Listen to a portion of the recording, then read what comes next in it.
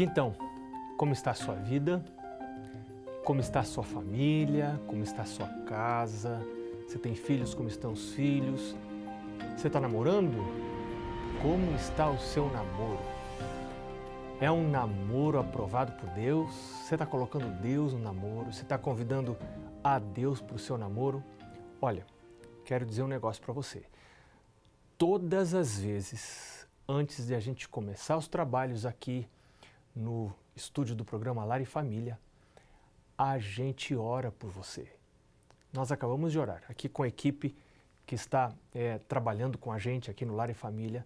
Nós acabamos de orar pedindo para que o Senhor atue na sua vida, na sua casa, na sua família, derrame o Espírito Santo sobre você e nos abençoe durante o estudo da Bíblia.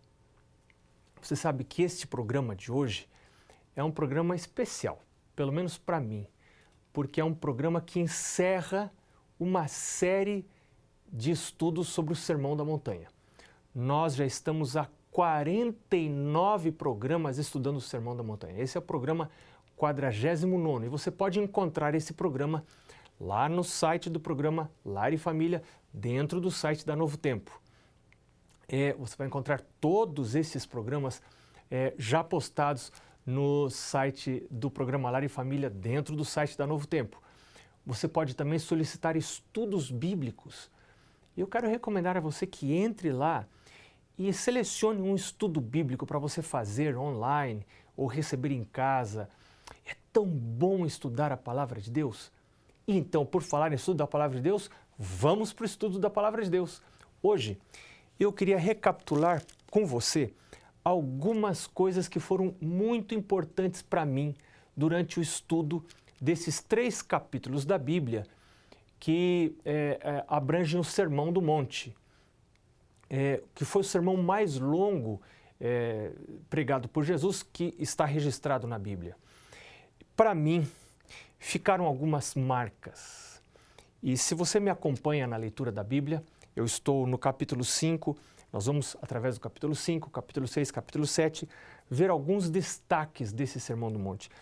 Eu, quando leio as bem-aventuranças, bem-aventurado quer dizer feliz, sortudo, feliz. Feliz é aquele que é humilde de espírito, disse Jesus. Eu quero ser, eu não sou, mas eu quero ser. É difícil conviver com quem é arrogante, com quem não é humilde de espírito. Mas quem é arrogante, às vezes, não percebe que é.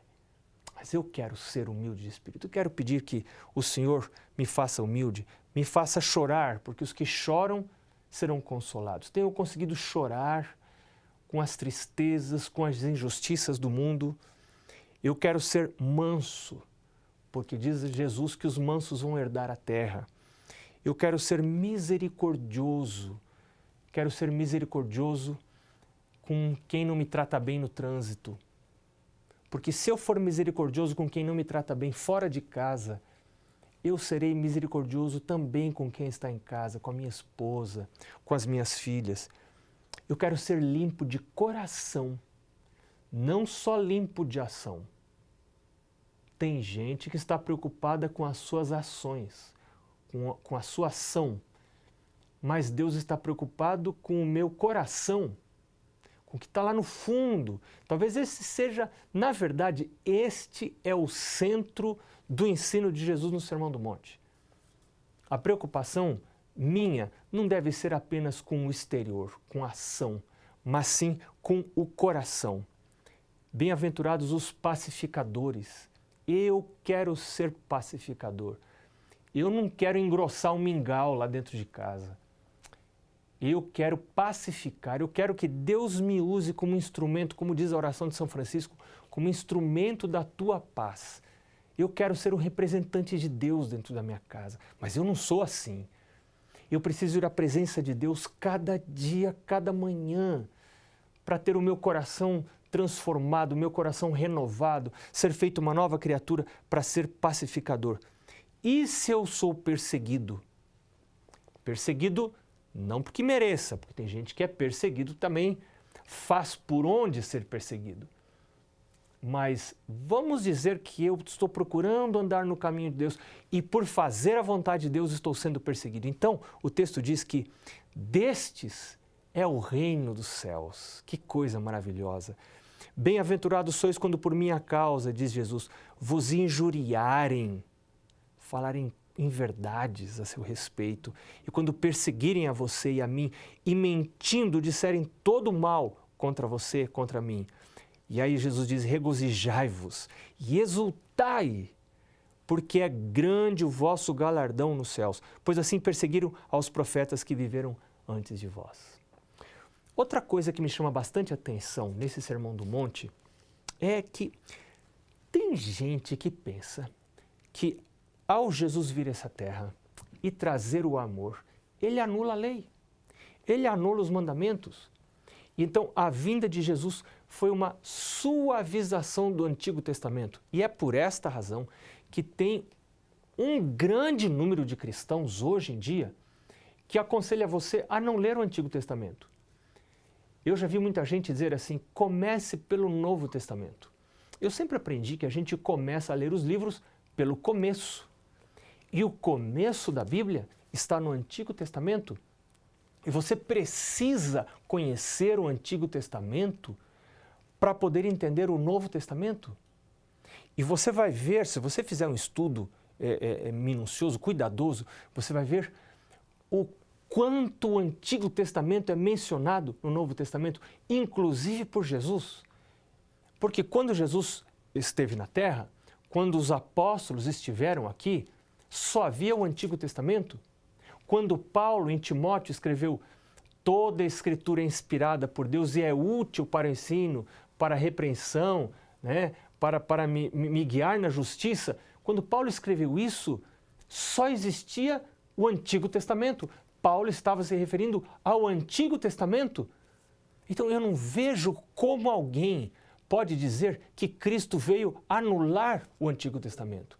Cristo veio anular a lei e os profetas. O texto aqui deixa muito claro. Mateus capítulo 5, verso 17 em diante, Jesus diz, não penseis que eu vim revogar a lei e os profetas. A lei era o Pentateuco, Gênesis, Êxodo, Levítico, Número, Deuteronômio. E os profetas, os outros livros. Jesus diz, não penseis que eu vim revogar a lei ou os profetas. Eu não vim para revogar, eu vim para cumprir. E então, Jesus diz algo muito interessante no verso 20. Porque, deixa eu criar o contexto para o verso 20. Os fariseus, e nós já estudamos isto nos primeiros programas desta série, os fariseus eram pessoas muito zelosas, muito cuidadosas em seguir a lei. Eles, inclusive, os judeus, inclusive, criaram uma série de regulações, de regras, além das descritas na Torá, na lei, para regrar a vida dos seus concidadãos ali, dos outros judeus. Então, e esses fariseus eram os mais estritos na guarda da lei. E agora Jesus chega para os seus seguidores, para nós, para mim, para você, que confia em Jesus, que acredita que Jesus é Filho de Deus, que acredita que Jesus quer o seu bem, que quer ter a bênção de Jesus dentro da sua casa, que quer chamar Jesus para abençoar o seu casamento, o seu namoro, os seus filhos, se você tem filhos, namoro, claro, se você é namorado, ou está namorando, para você Jesus chega e para mim e diz o seguinte, porque vos digo que se a vossa justiça não exceder em muito a dos escribas e dos fariseus, jamais entrareis no reino dos céus. O que quer dizer Jesus com isto? Quer dizer Jesus que eu devo ser mais estrito ainda na guarda da lei? Que eu devo guardar a lei nos seus mínimos detalhes? Isso não há dúvida, porque existem pessoas que imaginam que a tentativa de guardar a lei nos seus mínimos detalhes seria legalismo. Não, isto não é legalismo, isto é zelo. A lei de Deus existe para ser guardada. Se a lei de Deus, se guardar a lei nos mínimos detalhes é fanatismo, então a gente precisa saber que detalhes da lei a gente não deveria guardar para ser uma pessoa equilibrada. Não, isso está fora de propósito. O que Jesus está querendo dizer aqui é que eu não devo estar preocupado apenas com as minhas ações, mas sim com o meu coração. Porque os fariseus, os escribas, se preocupavam com o seu exterior, com a sua aparência de religiosidade. Mas Jesus diz, filho, você precisa ir além. Você, além da aparência, além do exterior, além da sua imagem pessoal, do que as outras pessoas podem ver, você precisa estar preocupado com o seu coração, que as outras pessoas não veem, mas Deus vê, Deus enxerga, Deus sabe o que eu penso, Deus sabe quais são as minhas motivações, Deus sabe quais são os meus sonhos, Deus conhece as minhas fantasias. Os seres humanos não podem ler os meus pensamentos, mas Deus pode ler os meus pensamentos. Deus sabe naquilo em que eu tenho prazer em demorar os meus pensamentos. Deus conhece. Deus sabe todas as coisas. Eu não posso esconder as minhas ideias, os meus pensamentos de Deus. Então, em lugar de me tornar um hipócrita e viver uma vida pública diferente da minha vida íntima, da minha vida privada, eu devo aprender a ir à presença de Deus a cada manhã. Eu tenho me preocupado com isso na minha vida. Você olha para mim e vê aqui um pastor pregando com a Bíblia aberta, mas eu sou pecador. Eu tenho pensamentos que não são bons. Você não sabe, mas Deus sabe. Deus conhece os meus pensamentos. Eu não posso esconder de Deus. Já que eu não posso esconder, sabe o que eu aprendi na Bíblia que eu devo fazer? Revelar a Deus. Revelar a Deus. Você não vai ganhar nada eu revelar para você, mas eu devo revelar a Deus, confessar a Deus e pedir a Deus um coração novo. Você quer aprender a fazer isso? Você quer fazer isso comigo? Então espere um pouco e a gente volta logo depois do intervalo para continuar a conversar sobre esse assunto. Até já.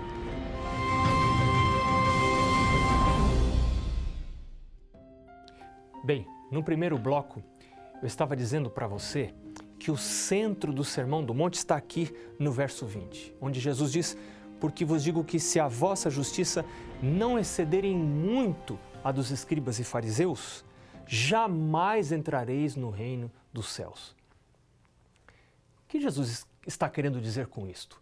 Veja, os escribas e fariseus se preocupavam com a sua imagem, com o exterior, com as suas ações. As suas ações precisavam estar corretas.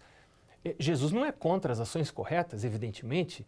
Claro que as minhas ações precisam estar corretas. Mas Jesus diz que no meu caso, no seu caso, para nós seguidores de Jesus, nós precisamos ir além disto. E essa nossa justiça deve exceder a justiça dos fariseus.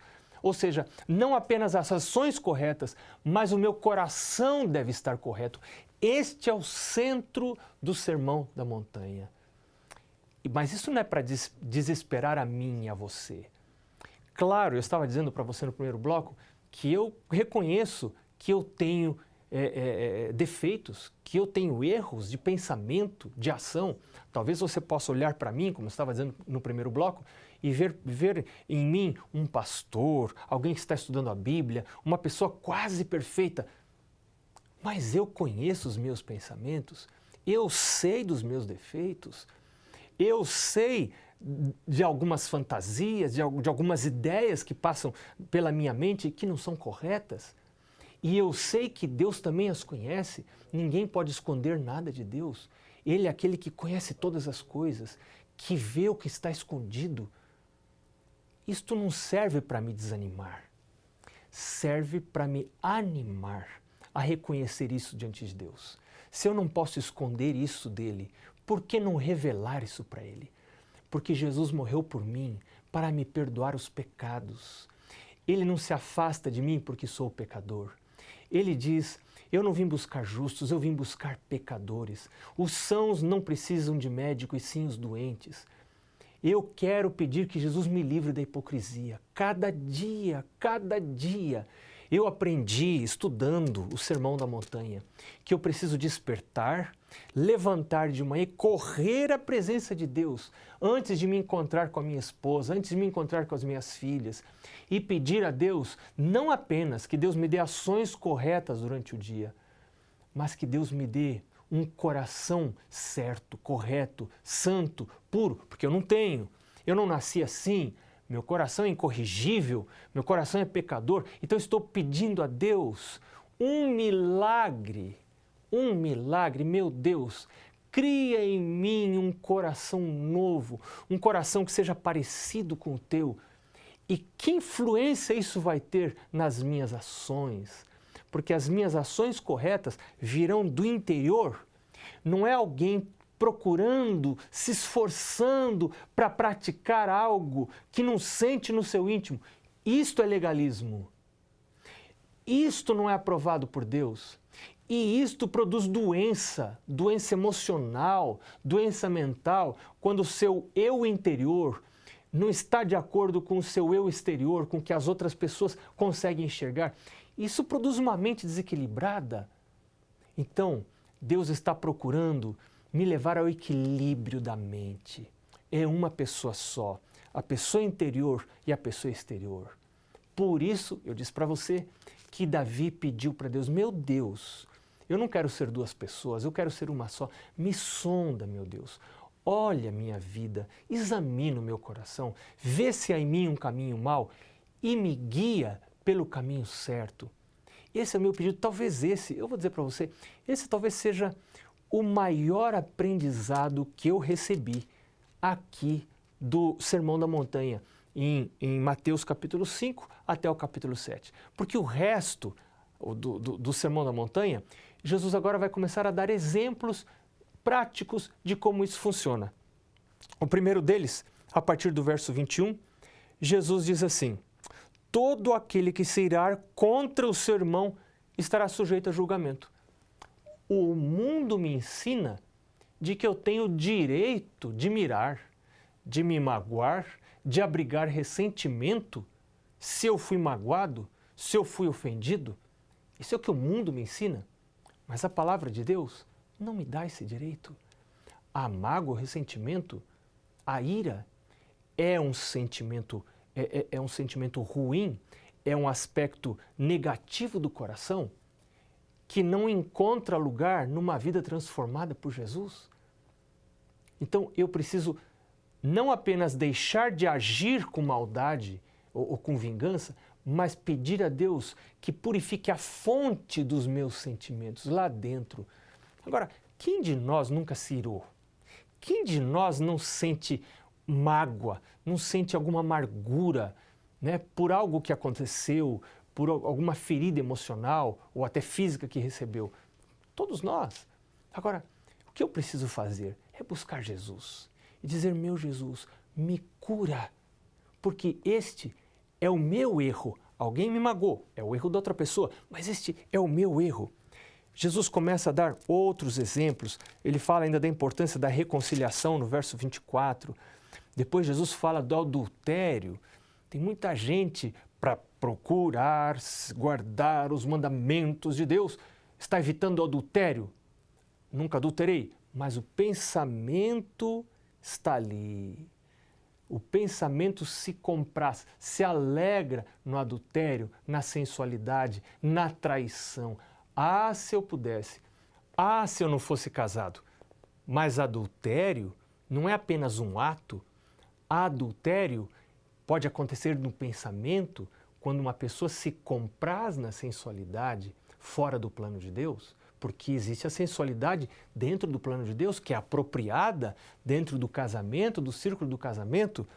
E por falar em casamento, Jesus diz no verso 31 e 32, também foi dito, aquele que repudiar a sua mulher, dê-lhe carta de divórcio. Eu, porém, vos digo, qualquer que repudiar sua mulher, exceto em caso de relações sexuais ilícitas, a expõe a tornar-se adúltera, e aquele que se casar com a repudiada comete adultério.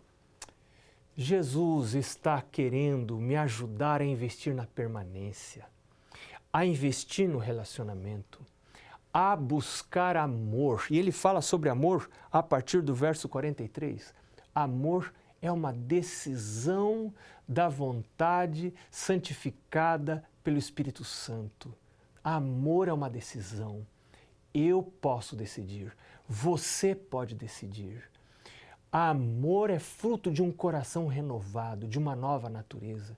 Se você está vivendo numa relação em que já não há mais amor, isto é algo natural, porque relacionamentos entre pessoas pecadoras naturalmente se desgasta. Mas quando você começa a buscar Jesus, quando você busca um novo coração, um novo nascimento, quando você diz, Jesus, dirige a minha vida, então o Senhor Jesus, através do Espírito Santo, começa a produzir em você e em mim o amor. Amor é parte do fruto do Espírito Santo. E nós vamos ter uma série no futuro, aqui no nosso programa Lar e Família, sobre amor, só sobre amor. Esse é um assunto muito interessante da palavra de Deus. Jesus disse, eu, porém, vos digo, amai vossos inimigos. Verso 44. E orai pelos que vos perseguem, para que vos torneis filhos do vosso Pai. Filho do Pai, ama inimigo. Não finge que ama, ama o inimigo. Porque recebeu um coração novo, recebeu habilitação para amar. Como Jesus amou inimigos e morreu por eles, assim os seus filhos também amam inimigos. E se tornam filhos de Deus quando eles amam. E ele, no verso 46, ele diz, porque se amardes os que vos amam, que recompensa tendes? Não fazem também os publicanos o mesmo? E aí ele diz no verso 48, portanto, sede perfeitos, como perfeito é o vosso Pai Celeste. Eu aprendi muitas outras coisas nesse Sermão do Monte, mas agora nós precisamos encerrar essa série. E eu quero convidar você a me acompanhar na leitura dos últimos textos, dos últimos versos do Sermão do Monte. Eles se encontram no capítulo 7 de Mateus, versos 24 a 27. Jesus diz assim, todo aquele, pois, que ouve estas minhas palavras e as pratica, oh meu Deus, me ajuda, eu preciso da ajuda de Deus. Esta pessoa será comparada a um homem prudente que edificou a sua casa sobre a rocha. E caiu a chuva, problemas, dificuldades. Se você segue a Jesus, isso não quer dizer que não vai ter chuva, você não vai ter angústias, não vai ter dificuldades, mas se você constrói a sua casa, a sua família, a sua vida, o seu trabalho sobre a rocha, que são essas palavras de Jesus, e você busca um coração novo, você busca uma nova natureza, você busca uma harmonia entre a sua vida interior e as suas ações, o que os homens podem ver, então você está construindo a sua casa sobre a rocha, e ainda que caiam chuvas, tempestades, dificuldades na sua vida, os rios transbordem, soprem os ventos, como diz no verso 25, e esses ventos derem com ímpeto contra a sua casa. Diz Jesus, esta casa não vai cair, porque ela foi edificada sobre a rocha. Eu quero convidar você hoje a dobrar os seus joelhos, aí onde você está, e orar a Deus. E dizer para Deus, meu Senhor Jesus, me ajuda a desenvolver rotinas de busca, de oração, de meditação, de estudo da Bíblia, de culto da família, de frequência à igreja, de guarda do sábado. Eu quero fazer a Tua vontade, eu quero aprender a amar, eu quero aprender a viver não só pela vista, mas eu quero que o meu coração seja transformado, eu quero ser uma nova criatura e eu sei que isto vai afetar positivamente todo o sistema da minha casa. Eu quero construir a minha casa sobre a rocha, as palavras de Jesus, os mandamentos de Jesus, a Bíblia. Que Deus abençoe você. Jesus vai ouvir suas orações. Jesus vai abençoar você. Nem toda chuva, nem toda tempestade deste mundo terá poder para destruir sua vida. Nos vemos no próximo programa.